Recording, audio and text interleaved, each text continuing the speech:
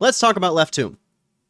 Um, a lot of people struggle when it comes to uh, getting a consistent setup for Daxter Chase Skip, specifically the Eco Dive. So I want to talk about that today. So a couple things is I'm not going to just stick with Daxter Chase Skip. I'm going to show the method for just getting into left tomb as well as how to more like how to practice, how to get your own feel for the invuln before Daxter Chase Skip. So it's kind of be a beginner tutorial for left tomb. Um, so first thing I want to go over is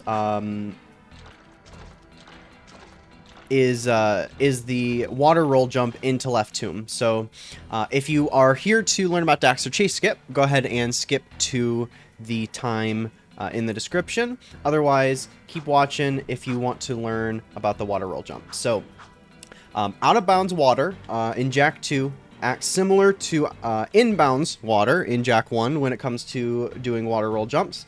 The timing for it is I use a visual cue. As well as once you get the feel for it, you can kind of just feel the rhythm of it.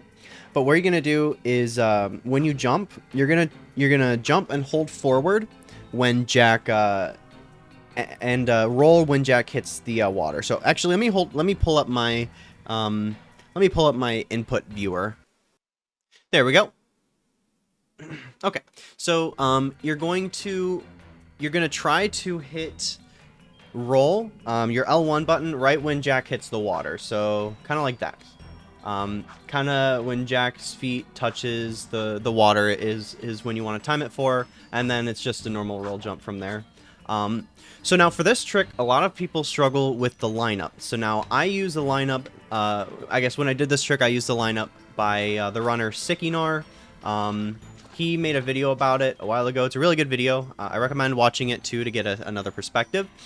So how I see it is I get to around here, and then I want to push my camera against the wall.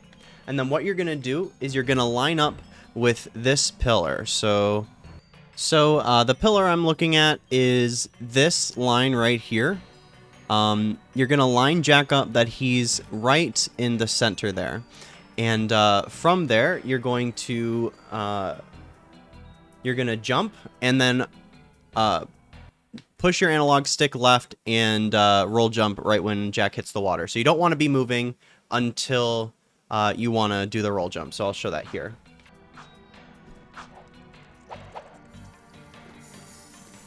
So if you time the jump right, if you do the roll jump timing properly, then you should reach the spider room. So now another important note here is to time your spin. I see a lot of people spin late.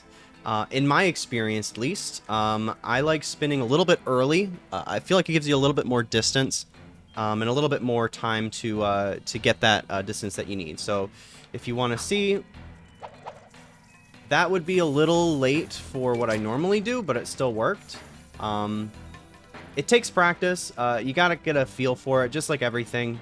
So yeah, and then also, if you're just at the normal camera distance, it's gonna be sitting kind of right in this crevice here. There's like a little bit of a chain. There's like a polygon here.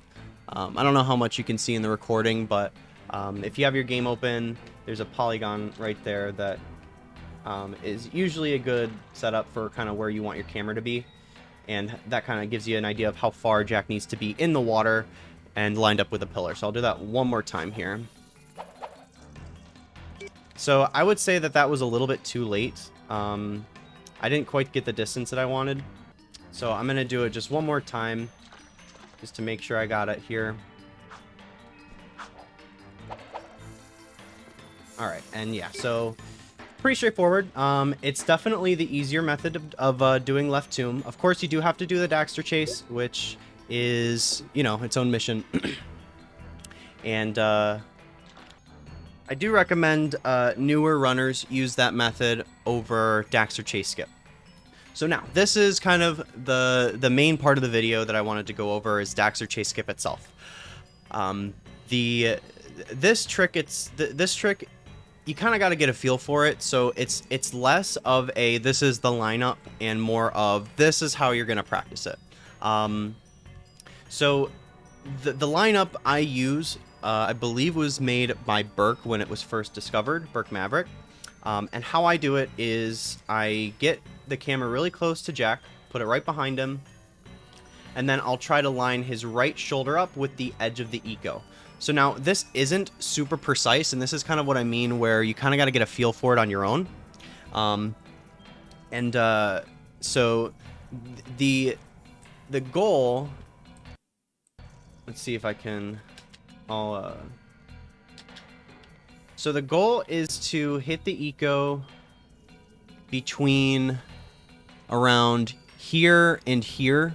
Kind of, I guess, in the space of the face. That's kind of the area where you want to hit it. And you want to be hitting it from an angle. What I mean by that is you want to be moving, you want to be facing forward in your dive while pushing your stick to the right. So I'll see if I can get it here first try. So I'll line Jack up with his shoulder with the camera right behind him. And then I'm going to do a double jump, push forward after the double jump, and then dive. And as soon as I dive, I push left on the thumbstick. You don't want to do it too early or you'll probably move in too close to the eco. So let's see if I can get it here. Yeah. So you can hit it a lot lower. You can hit it a lot higher. So once you get, if you're trying to practice, once you get the dive, you're going to be in your invulnerable state. And of course, if you're invulnerable, you're going to get a dive every single time. So the best way I do it is just pause, go into free cam and out of free cam, and you will lose your invuln. So now there are a few other setups that I've seen people do. One is taking it from this angle, I believe. Kind of the same idea. You're trying to hit the eco in the water underneath the eco at the same time. So this kind of gives you a more forward angle, and you don't have to really worry about pushing right at any time. The reason why I'm not a big fan of this method is it doesn't seem quite as precise. There's not a lineup that I've seen. I could be wrong, but yeah, we'll give it a shot here. Yeah, so I mean, it's definitely doable. But like I said, this trick is one that you kind of got to get a feel for. Lineups will work if you do them properly, but it also requires pretty precise inputs. And also, you kind of have to change how you do your inputs depending on kind of where you see Jack going. So sometimes you might have to hold right a little bit sooner. Sometimes you might have to hold right, a little bit slower. But yeah, it's just kind of one of those things you gotta work on yourself. So now this part, I also see a lot of people just kind of falling off. So I'll mention it.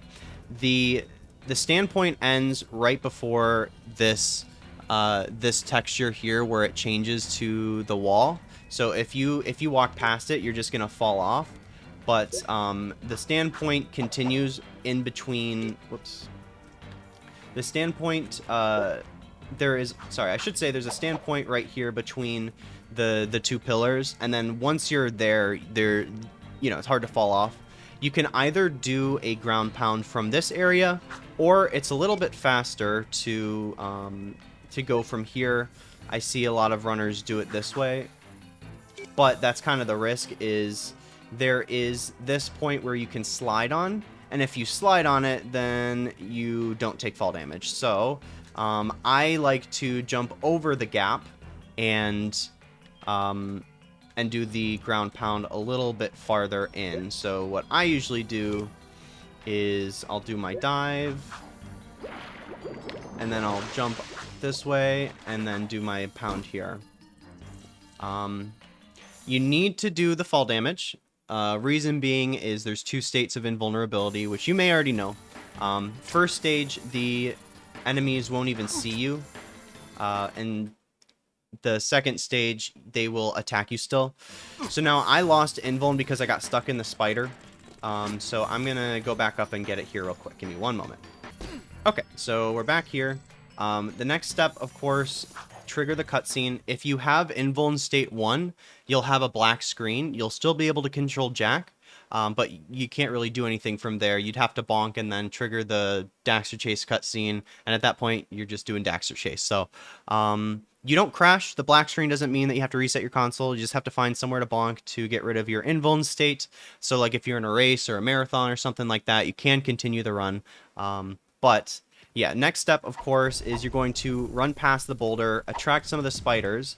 You're going to stand in this corner, hold forward until you get into the corner, and then as soon as you're hugging the corner, you're going to hold a neutral position, wait for the spider to bite, and then just do a single jump. So I'll do that here.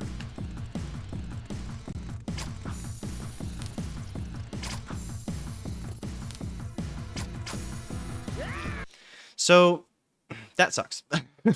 That can happen if the spiders aren't at the right angle.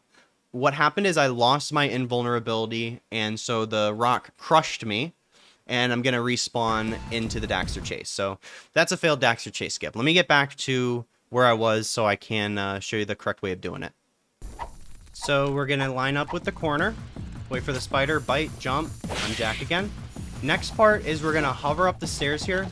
And the next important trigger that we hit is our camera has to hit a cutscene trigger from up here. So now the best way to do it is you have to swing your camera around and then walk towards like the back.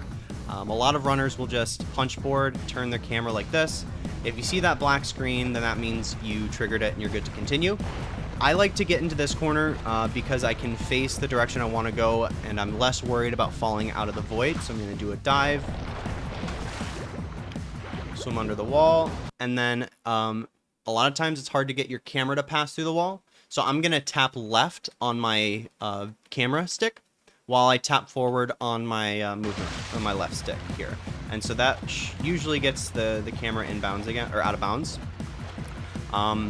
This next part, I'm going to do, you can do 1 or 2 side flips. I usually just do 1 because the edge there, while it looks like there's eco that you can skate on, it's actually a void, and you can fall to your death and the skip will fail. So I'm going to do 1 side flip, and I'm going to count 18 hovers. We'll see if I can get it here.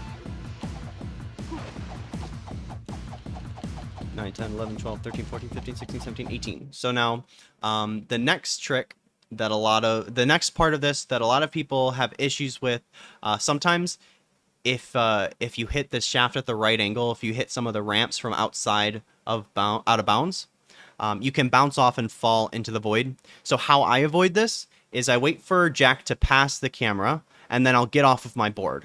Usually that gives you enough time to get into the shaft. And sometimes you can actually correct your mistake. So if you're too far right, if you're too far left, sometimes you can do a spin and get back in, but we'll see if I made it here. Let's see. Get off jetboard, and there you go.